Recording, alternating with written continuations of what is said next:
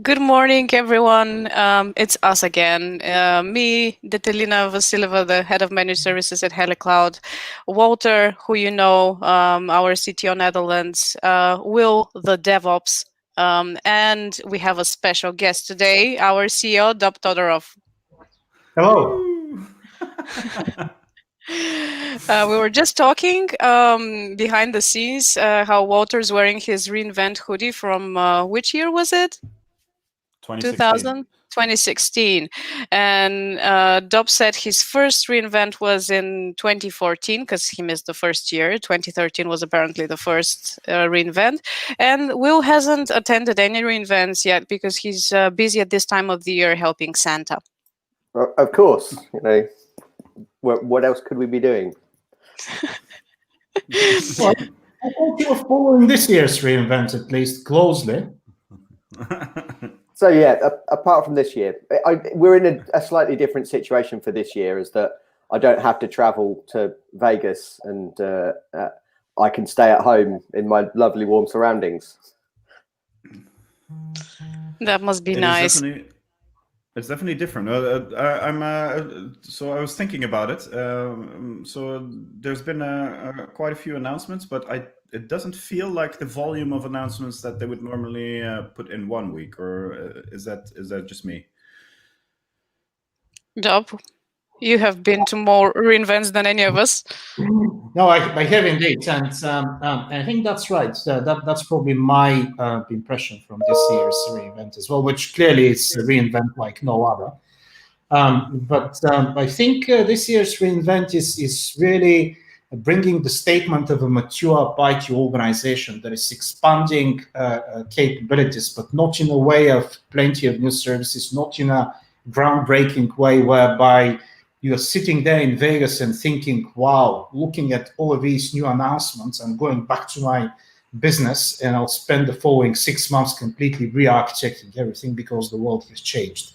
That's not the case. We're seeing a lot of incremental new announcements. And of course, there is a lot of new things when it comes to containers, including things like EKS distro, which you may consider groundbreaking, but at the same time, they're really gradual announcements and gradual features built on top of already existing capabilities. So you're probably not going to be re-architecting everything. Of course, there is very exciting announcements around new kit that you'll be able to use, and of course, Graviton 2 is fairly significant as well. But at the same time, with cloud and distributed computing, I think that people are getting far less specific about the underlying kit and far more specific about how they run distributed applications, quite often abstracting away from hardware altogether and looking into the serverless space. And of course, there is a lot of artificial intelligence and machine learning and analytics announcements as well. But again, all of these are incremental on top of existing technologies. And I agree that the amount and perhaps the magnitude of each and every of these announcements is nowhere close to, for instance, if we look at some of the first reInvents, things like, for instance, Glacier or announcements such as VPC, which didn't exist, as you know, in the early days of AWS. We didn't see a snowmobile on stage either. So awesome. All of these foundation services are already there. And what AWS is doing, of course, is they're adding all the bells and whistles, the new features on top of them that make them enterprise grade and that pave the way for such services to be adopted in large enterprise organizations.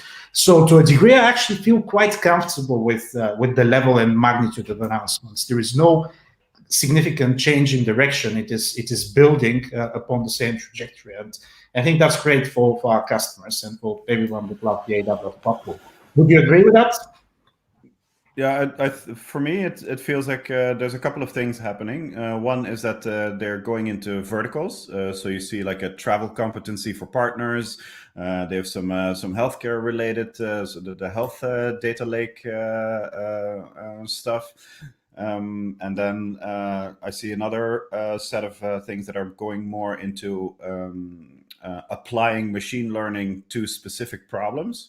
So you see monitoring services that use machine learning to learn specific things. So instead of releasing a new machine learning service, they release a new service that has machine learning applied to it. That's a quite interesting avenue. And the third thing I'm seeing is a number of, for lack of a better word, almost experiments into new directions that you don't necessarily know if there's going to become mainstream. Stuff like Mac EC2 instances. It's very clearly like, I don't know if you saw the video, but in the video, someone said in the keynote and said, "Oh, that's a good idea. Maybe I should order a truckload of Mac Minis." And I'm sure it didn't go that way, but the reality is that it is an experiment, and it could work out, and it can also not be talked about again in years from now. So that's the other stuff I see, and there's like a wavelength stuff that's doing the 5G, and it's starting to use 5G. I saw a LoRaWAN announcement. Well, I think that a lot of people have never even heard of LoRaWAN before, so that's definitely the more on the edge stuff. And last week was mostly IoT stuff. So that's another direction that we're seeing. Yeah, and really interesting, I think it came around yesterday, this AWS location, which is all of a sudden they announced, and it wasn't in any keynote. That was surprising to me. So location is a mapping service, so you can embed maps in your applications. And I looked at it real quickly, and they've sourced the mapping data from third parties. But on various forums that I'm part of, there was quite a bit of happiness because Google Maps has been the reign of this field. But they really badly increased their pricing a couple of years ago, and they could because they were pretty much having the monopoly. So it's quite interesting to see AWS venture into that space. Indeed, and venture in a very interesting way as well, because location is clearly considered personal information, and including your current location, but also your historic location as well. And that's something that many people are very sensitive to.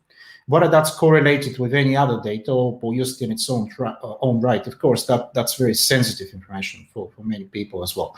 And while location is still in preview, and I'm sure that there are going to be a lot of new features added to it before it goes into general availability, one of the promises that it brings is allowing you to retain control of your location information. So it is really location services, but without necessarily you having to disclose your location to a third party as well. So an escrow location capability, if you wish, a very, very interesting approach that I've not seen elsewhere.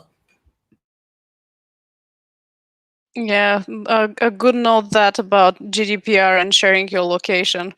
One thing that we will be re-architecting internally is Grafana and Prometheus. One implementation we just finished was deploying Prometheus and Grafana for a customer on EC2 instances, of course, and now they're becoming available as managed services. I think this is opening the door also for Grafana to potentially, at some point in a few years, replace Kibana, because it's starting to include more and more log analysis functionalities, and it's a lot more intuitive for dashboard visualizations of metrics than Kibana is. So it will be interesting what this means long term. I think there's an interesting area there where we're moving away. Well, we have moved away from this idea of providing infrastructure as a service to making it all a part of a larger blended service. If we imagine that we are running platforms, potentially we're running platforms on top of our platforms, and our microservices are small independent parts of a larger piece. So you have to be able to understand the entire estate that you're running, that it's no longer that we're running, a simple application, but we're blending a lot of services together. And that's why I think that Prometheus and Grafana are in that space already, and it gives a great opportunity for people to be able to pick these up and run with them, and not have to run the administration parts, which generally very few people want to run anyway. You know, administration is not something that sparks Christmas joy in people's lives particularly. Yeah, and administration is an area that received some attention this past week with the systems manager, application manager for managing your applications, the fleet manager where you can remotely administer your servers on an OS level, also the change manager, which is really interesting to me being in managed services, because it promises functionalities like triggering a rollback for the change based on an alarm that goes off after you deploy the change, showing you the interconnections and relationships between different application components. I do hope that they enrich it with what I asked for last week, a maintenance window on the resources that you're changing. I would really love that, Jeff Bezos.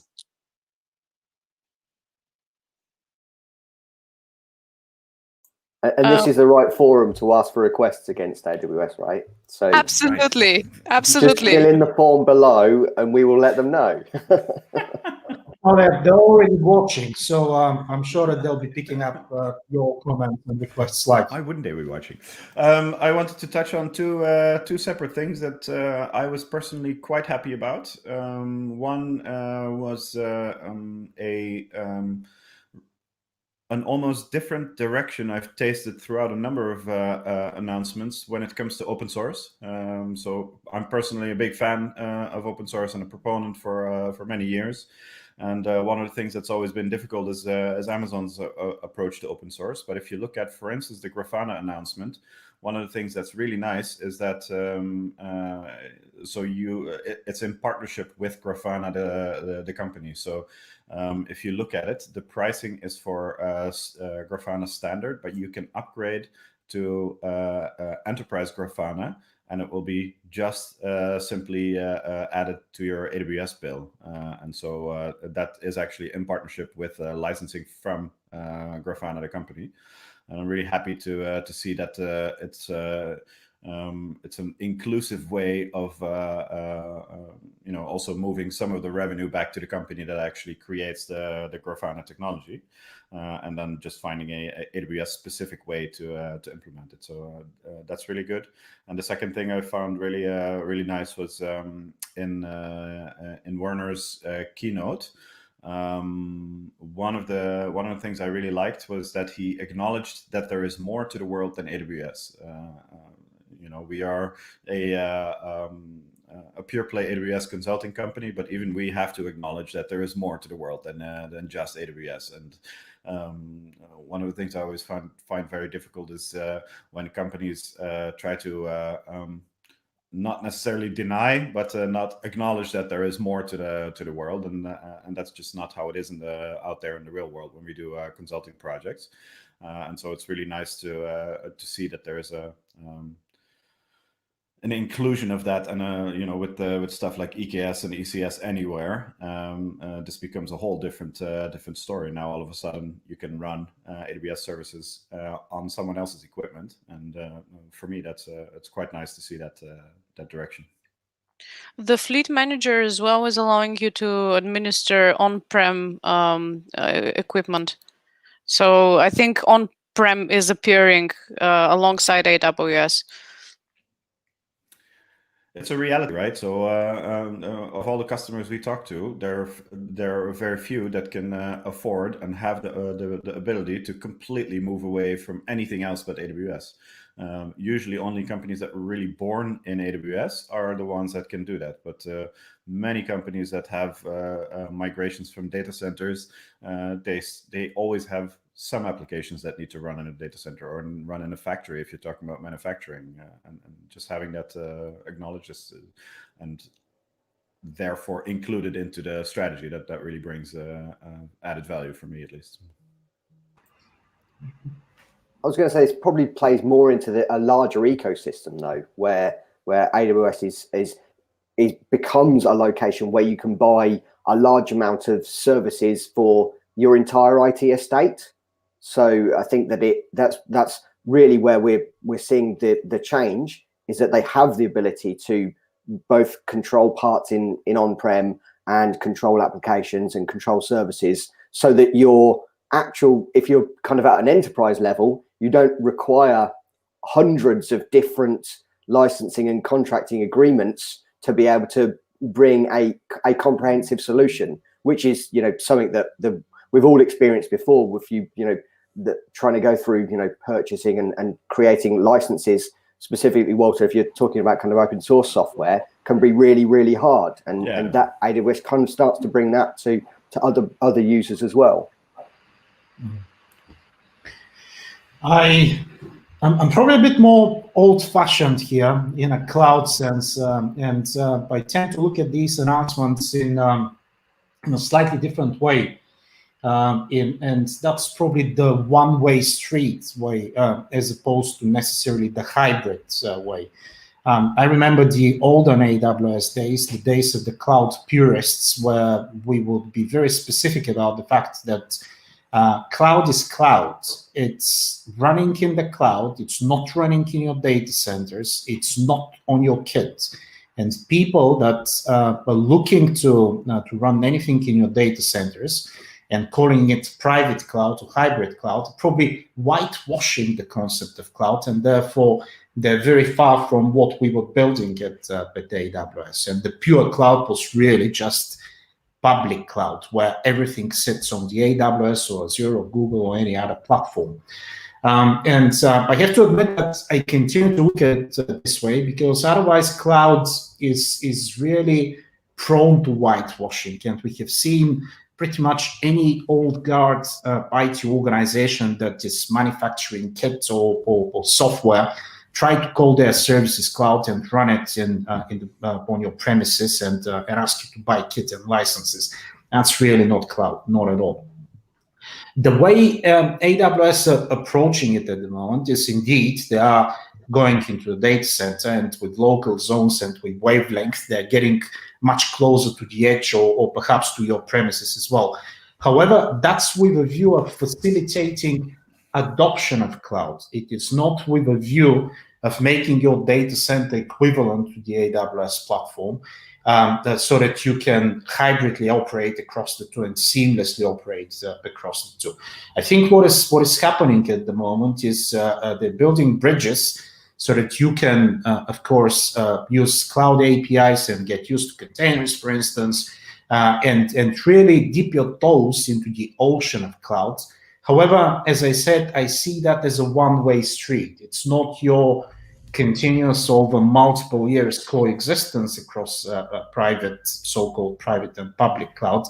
It's much more, here is how I'm going from my data center onto different cloud-based technologies. However, in the following 12 to 18, perhaps 24 months, depending on the size of the organization and the estate, my direction is into public cloud, and these are the bridges that I'm crossing, as opposed to these are the capabilities that I'm building in an equal fashion across private and public. I'm not sure whether that's how you see it, but at least to me, that's how it comes across. I think that it's for me it's 90% that way. So I support that as well. I think that that's a good idea. But I think that some of the services that we're seeing now are also how to say that, catering to the crowd that simply cannot break the rules of physics by moving everything into the cloud. It's just not physically possible, and I feel that we see two directions. So one is for those people who will just simply have to run stuff either on an edge or in a factory or on-prem or whatever it is. And a large part of stuff like VMC on AWS is very clearly a play to get VMware customers to have a seamless experience to AWS, so that it becomes easier for them to migrate. That's for sure. I think that this seamless experience is what we're looking for. You know, it's going from the everything store to the everything cloud, where you can have a single control plane that is able to extend into your entire IT estate. And that actually means the on-ramp to where your servers are becomes less important. They are potentially placed there for latency reasons, not for management reasons. And when the latency improves, then you have a very good, compelling argument to actually move to entire cloud work. And it's bringing that ecosystem in that you can partner up, and that includes we've now got professional services on the marketplace. So that's really bringing in, you want to run AWS. Well, we can run AWS everywhere, and we even have people who can work with you to run AWS everywhere. Yeah. Quite interesting. Dob, you used to be on the when you were with AWS on the side of the more of the security and enabling large parts of the organization, or large organizations to work on AWS. Have you seen the Authority to Operate program? Is that something that's been on your radar? Yes, the Authority to Operate is something that has always been very important for customers in the US, and clearly. For those of the people that are following us today that are based in the US, they'll clearly be interested in that aspect. And that's probably going to be less relevant to all of the organizations that we partner with here in Europe, which is where the majority of our customers and partners reside.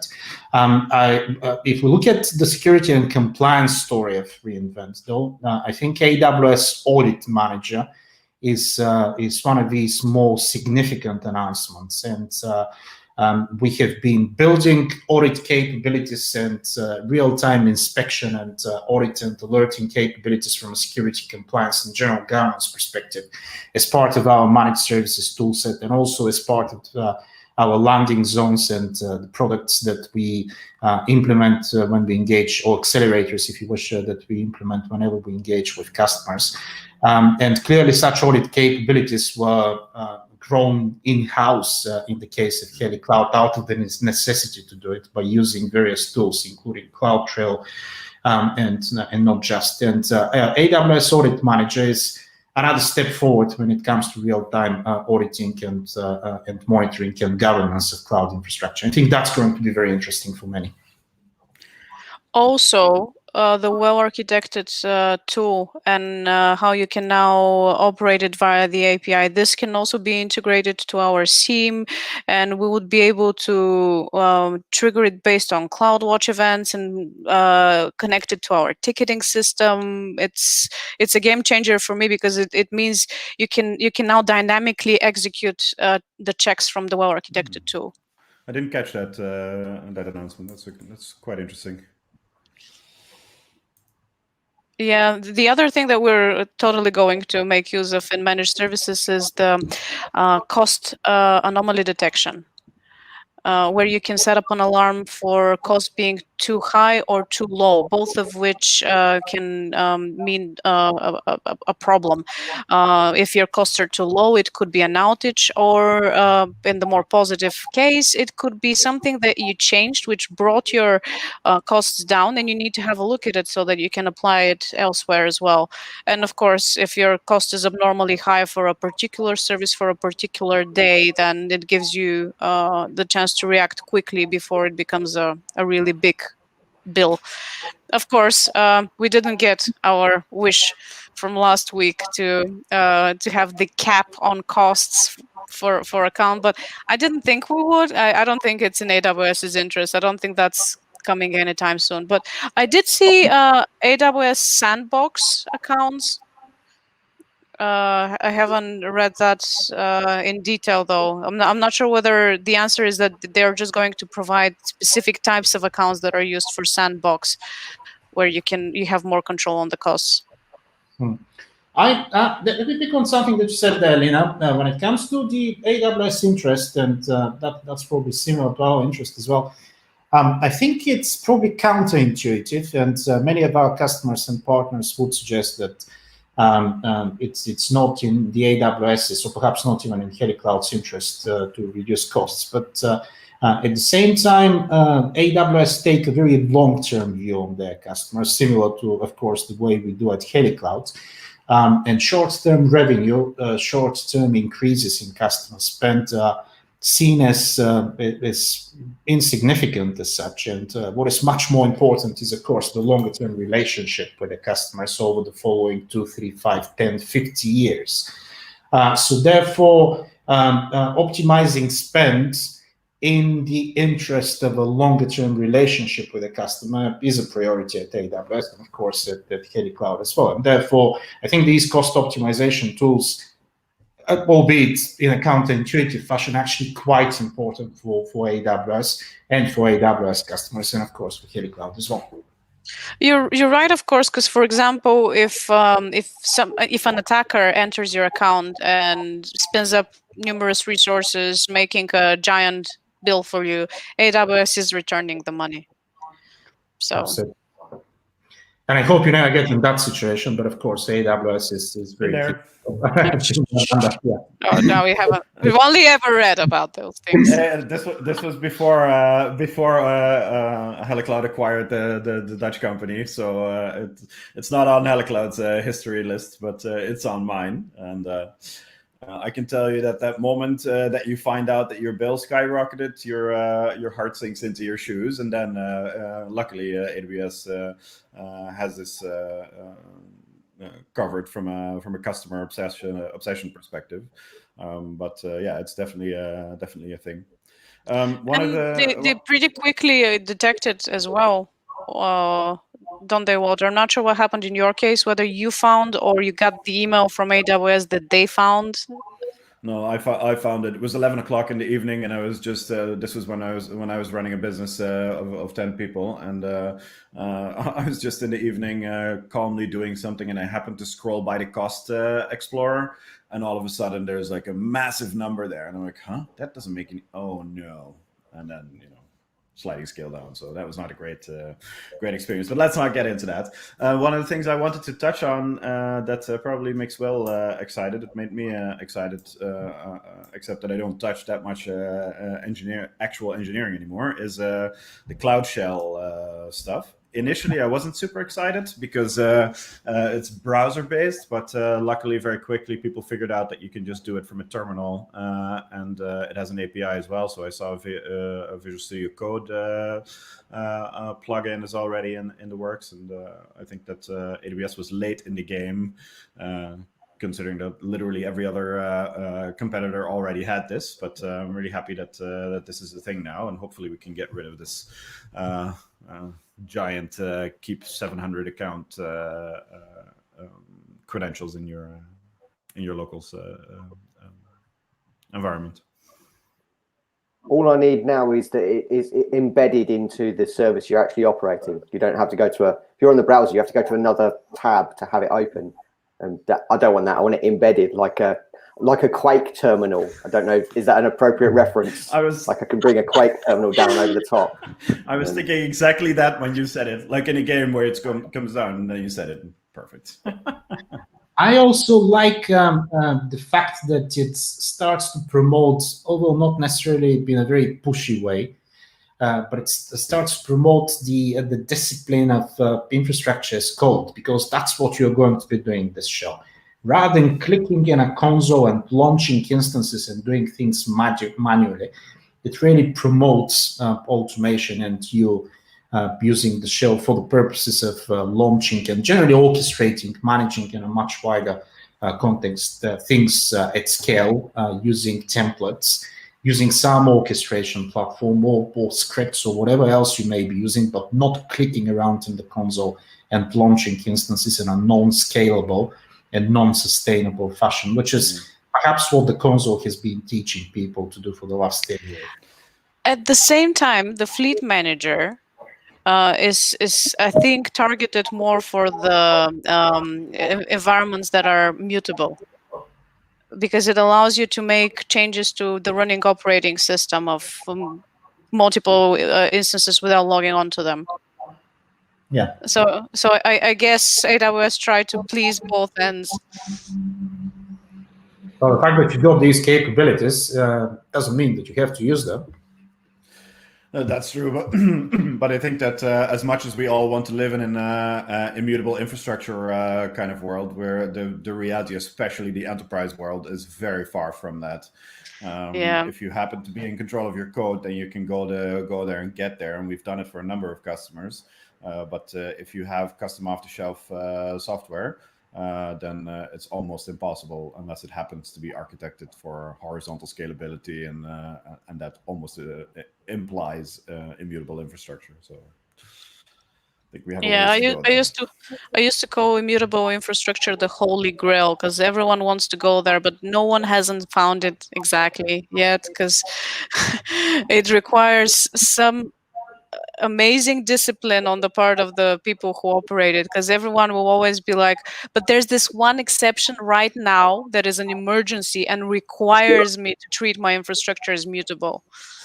No bats, hands off. No exceptions. That's what it is. No exceptions. It's all a question of discipline, isn't it? The technology is there, but discipline and culture are the things that either make it or break it. I think culture is really important in that respect. But I think we've reached our time limit. Yay!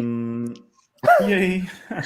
No, I'm just saying that because my baby didn't wake up, so I didn't have to bring her on board. Just full session without crying.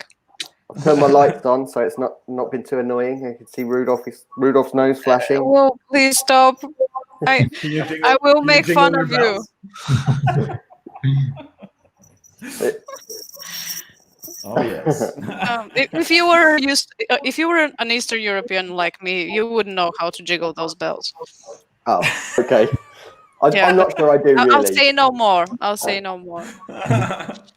One thing I wanted to say is that